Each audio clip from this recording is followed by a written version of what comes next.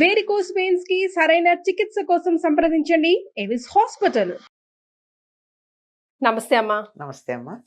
అమ్మ, భార్యాభర్తలు ప్రేమగా అన్యూన్యంగా వాళ్ళిద్దరి మధ్య సఖ్యతగా ఉండాలి అని అంటే, ఎప్పుడైనా మిస్అండర్స్టాండింగ్స్ వచ్చినా ఆజ్కి బాత్ ఆజీ చలి గయా అన్నట్టు ఉండాలంటే ఏదైనా మంత్రం ఉందా, లేదా ఏదైనా సూత్రం ఉందా? సూత్రం అయితే ఉందమ్మా, మంత్రాలకి చింతకాయలు రాలవమ్మా. కానీ ఎందుకమ్మా, లలిత సహస్రనామాల్లో కూడా ఉంది కదా, ఉంటాయి ఉంది గాని స్వాధీన పతికిగా ఆవిడ ఉంది అంటే ఆవిడ ఏం చేసిందో కూడా ఉందిగా అందులో. మరి ఆవిడ ఏం చేస్తే ఆయన లోబడ్డాడో అర్థమైంది కదా. దేనికైనా కాకపోయినా లోబడడానికి కొన్ని వీక్ పాయింట్స్ ఉంటాయి. అలాంటి వీక్ పాయింట్స్ దగ్గర మనం జాగ్రత్త పడితే లోబడిపోవడం జరుగుతుంది. అంతేగాని నేను ఇంతే అని బిగసు కూర్చుంటే అవదమ్మా. ఎవరినైనా మనం ప్రేమతో విషం తాగించచ్చు గాని కోపంతో ద్వేషంతో పాయసం కూడా తాగించలేం అని ఒక సిద్ధాంతం ఉంది. ఎవరిదాకానో కాదు, భార్యాభర్తల విషయంలో కూడా అంతే. ఇద్దరి మధ్య అన్యోన్యంగా ప్రేమ ఉండాలి అంటే ఇద్దరిలో ఎవరో ఒక్కళ్ళు తగ్గాలమ్మా. ఎవరు తగ్గాలి అంటే వీళ్ళు అని నియమం లేదు, మనస్తత్వాల బట్టి. ఒకళ్ళు బాగా అహంకారం ఉన్న వాళ్ళు ఉన్నారు, ఒకళ్ళు కొద్ది సాత్వికంగా ఉన్నారు. సాత్వికంగా ఉన్న వాళ్ళు తగ్గడం తేలిక, హ్యాపీగా నడిచిపోతుంది. అహంకారంగా ఉన్న వాళ్ళని తగ్గాలి అని ఎదురు చూస్తూ ఉంటే వీళ్ళేమో, ఈ సాత్వికంగా ఉన్న వాళ్ళేమో గట్టిగా ఉండలేరు, వాళ్ళు తగ్గితే ఇంకా సంసారం ఏమిటి అని చేత ఏదో ఒకటి ఎక్కడో ఒక్కడ వీళ్ళు వాళ్ళు కూడా సర్దుకోవాలి. ఈ అహంకారంగా ఉన్న వాళ్ళ దగ్గర వీళ్ళు రెండో వాళ్ళు కొంచెం తగ్గారనుకో, ఎందుకంటే అహంకారం ఆడవాళ్లలో కూడా ఉండొచ్చు, మగ ఆడ అని చెప్పట్లా నేను.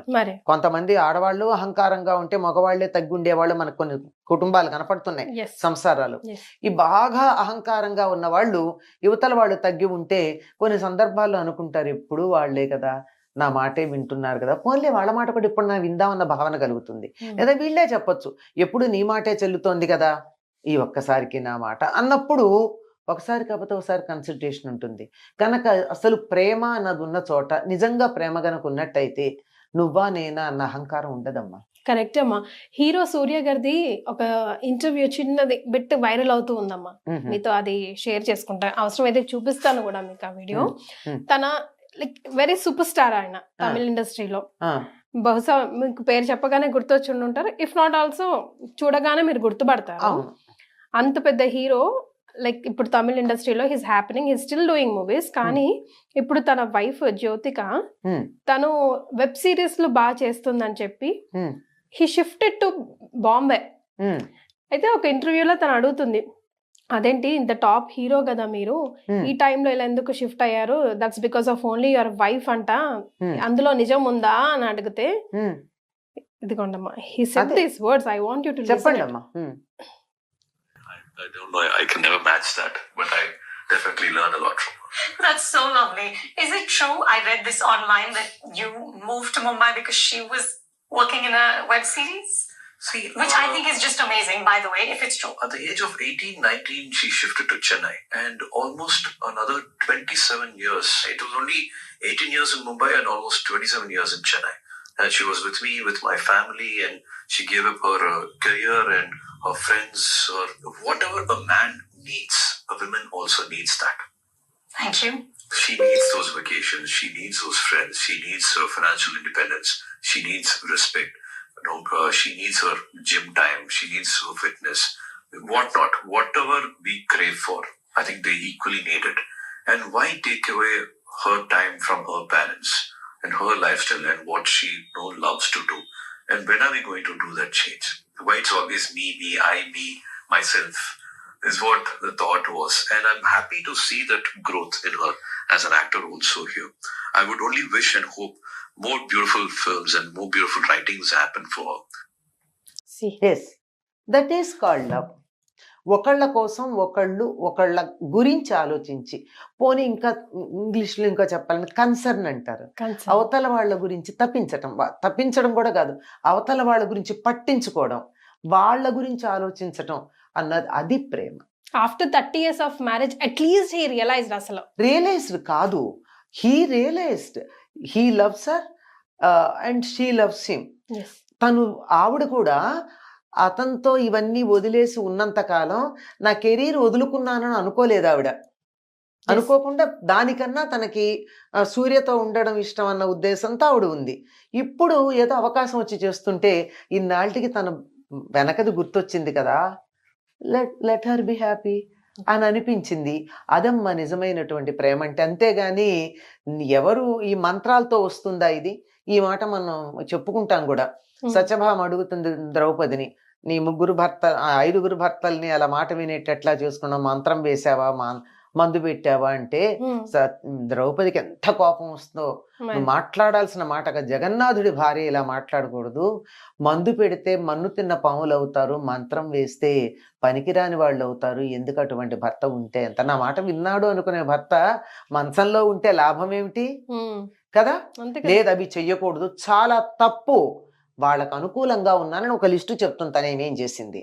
ఆ రకంగా ఉంటే ఇష్టపడరా? నాకు అనుకూలంగా నా భర్త ఉంటే నా భర్త మీద నాకు ప్రేమ ఉంటుంది. అలాగే నా భర్తకి నేను అనుకూలంగా ఉంటే నా భర్తకి నా మీద ప్రేమ ఉంటుంది. అట్లాగే నా భర్త నాకు అనుకూలంగా ఉంటే నాకు ప్రేమ ఉంటుంది. ఇలా ఒకళ్ళనొకళ్ళు అర్థం చేసుకుని 2 శరీరాల్లో ఒక ఆత్మ ఉన్నట్టుగా, నీకొస్తే నాకు రాలేదా అన్నట్టుగా ఉన్నట్టయితే అది కదా నిజమైనటువంటి ప్రేమ. అంతేగాని మంత్రాలకి తంత్రాలకి ఏమీ నడవదమ్మా. ఒక్కదానికే లొంగేది ఏమిటంటే ప్రేమ మాత్రమే. ప్రేమని మించింది లేదు. ప్రేమ పుట్టదు, మంత్రాలతో పుట్టదు, ప్రవర్తనతో పుడుతుంది, నీ మనసులో పుడుతుంది, నీ ఆలోచనల్లో పుడుతుంది, నీ ఇమోషన్స్లో పుడుతుంది. అంతేగాని మంత్రం వేసేస్తే హఠాత్తుగా ప్రేమ వచ్చేస్తుందా? రేపొద్దున ఇంకోళ్ళు వచ్చి ఆ మంత్రాన్ని కట్టు విప్పారనుకో, అది ద్వేషంగా మారిపోతే మరే కదా.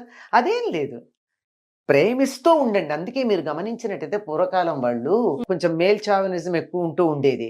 బాగా ఒకవేళ భార్య అంటే ఇష్టం ఉన్నా ఇంట్లో వాళ్ళు ఏమన్నా అంటారని భార్యని తిడుతూ విసుక్కుంటూ కొండొకచో కొడుతూ కూడా ఉండేవాళ్ళు. వీళ్ళేం మాట్లాడకుండానే ఉండేవాళ్ళు.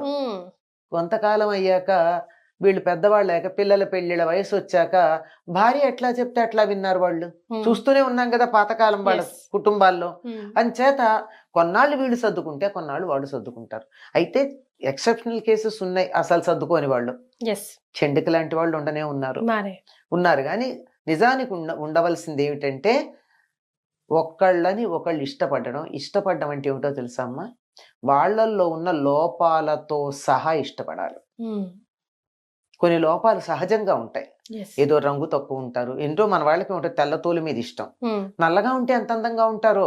ద్రౌపది, కృష్ణుడు, క్లియోపాత్ర వీళ్ళంతా నల్లని వాళ్లే కదా, చాలా అందగాళ్ళు, ప్రపంచ చరిత్రను మార్చిన వాళ్ళు.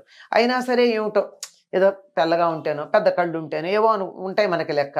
ఇవేమీ లేకపోయినా గానీ వాళ్ళల్లో లోపాలుగా పరిగణించేవి ఏవైతే ఉన్నాయో వాటితో సహా ఇష్టపడాలి. ఎప్పుడూ వాటిని ఎత్తి చూపించకూడదు, వాటిని కూడా ప్లస్ పాయింట్స్ గా చూడగలగాలి. అవే కదా ఇట్ మేక్స్ డిఫరెన్స్. ఒక మనిషికి ఇంకో మనిషికి డిఫరెన్స్ అదే కదా. అక్కడే ఉండేది. అందరు సేమ్ గా ఉంటే ఉండరు కదా, ఏదో తేడా ఉంటుంది. ఒకళ్ళు పెద్దగా క్వాలిఫికేషన్ లేదు, ఒకళ్ళ దగ్గర క్వాలిఫికేషన్ ఎక్కువ ఉంది. ఒకళ్ళు చాలా అందంగా ఉంటారు, ఒకళ్ళు అందంగా ఉండరు. ఒకళ్ళు గొప్ప తెలివిగా ఆలోచిస్తారు, ఒకళ్ళు ఆలోచించరు. అయితే ఏమైందిట? అంతే, యాక్సెప్ట్ అండ్ మూవ్ ఆన్. అంతే, అసలు దాన్ని మించింది లేదమ్మా. అంచేత అన్కండిషనల్ గా ఇష్టపడడాన్ని ప్రేమ అంటారు. No condition. నేను నిన్ను ఇష్టపడినందువల్ల నువ్వు నాకు తిరిగి ప్రేమ చూపించాలని గాని నువ్వు కూడా కోరుకోకూడదు. అది నో ఎక్స్పెక్టేషన్, అన్కండిషనల్. నువ్వు నేను ప్రేమిస్తూ ఉన్నందువల్ల నువ్వు నన్ను ప్రేమించాలని గాని దాన్ని నువ్వు యాక్సెప్ట్ చేయాలని కూడా అనుకోకుండా ప్రేమించడం మొదలు పెడితే చాలమ్మా. 1 సంవత్సరం అలా ఉన్నారంటే చాలు, అయిపోతుంది. ఉండలేరు. అది వచ్చిన సమస్య. మనకి ఇన్స్టెంట్ రిజల్ట్ కావాలి. ఐ లవ్ యూ అని నేనంటే ఐ టు అని అవతల వాళ్ళు చెప్పాలి. చెప్పకపోతే అయిపోయింది అక్కడికి. ఇలా చిన్న చిన్న విషయాలే కదా. కలిసి కాఫీ తాగలేదని, షికారుకి తీసుకెళ్ళలేదని విడాకులు తీసుకున్న కథలు మనం వింటూనే ఉన్నాం కదా. ఇవి కాదు కదా ప్రేమ అంటే. దానికి మించింది. కలిసి కాఫీ తాగామా, సినిమాకి వెళ్ళామా, షికారుకి వెళ్ళామా, ఊరేగామా, పిక్నిక్లకి వెళ్ళామా, ఇది కాదు కదా లెక్క. నాకు నిజంగా ఒక సోల్మేట్ కావాలి అన్నప్పుడు నా పక్కన ఉన్నావా లేదా, అది ప్రధానం.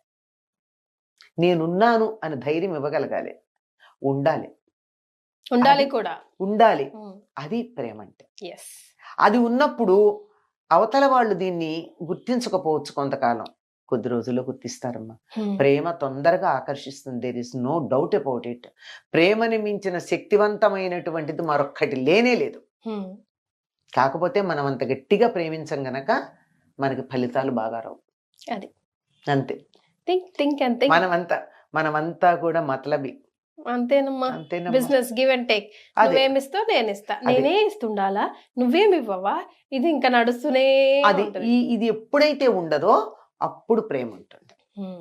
లాభ నష్టాలు బేరీజు వేసుకోకుండా, ఎవరేం చేస్తున్నారన్నది లెక్కేయకుండా, లెక్కలు అవేమి దస్తావేజులు ఏవో చెప్తూ ఉంటాడే అవి కాకుండా, ఇది ఇంతే, నేను నిన్ను ఇష్టపడుతున్నా అంతే అంతే అన్నట్టు గనక ఉండగలిగినట్టయితే ఎట్లాంటి పాషాణమైనా కరుగుతుందమ్మా. Yes. But it needs time. It takes time. It depends. నీ తీవ్రతని బట్టి అది ఎంతకాలం అన్నది ఉంటుంది. కానీ అంత తీవ్రంగా మనం ప్రేమించటం చేతనవునా అన్నది ఆలోచించాలి. కొంచెం కష్టం. ఎస్. రైట్ అమ్మా. Thank you.